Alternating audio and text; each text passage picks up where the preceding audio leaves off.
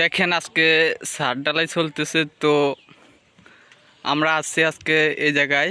আসার পর দেখতেছি আমরা এক জায়গায় ছিলাম, তো লেট হয়ে গেছে আসতে। আইসা দেখতেছি দেখেন আমাদের পয়েন্টগুলো কি করছে ওরা। সইটা ঢালাই উঠে ওরা এমন ছটা ছুটছে, পয়েন্ট এক জায়গাতে আরেক জায়গায় চলে গেছে।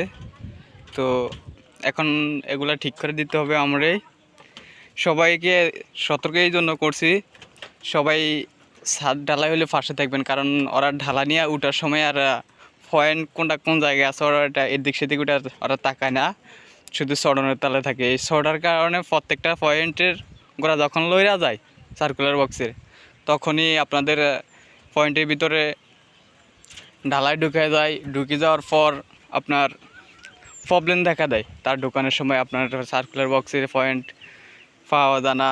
তারপরে সার্কুলার বক্সে পয়েন্ট এদিক সেদিক হয়ে যায়, ময়লা ঢুকে যায়, পয়েন্ট তার ঢুকাইতে প্রবলেম হয়। তো দেখেন আমাদের অনেকগুলো লাইনে ওরা ছুটাই ফেলছে আজকে।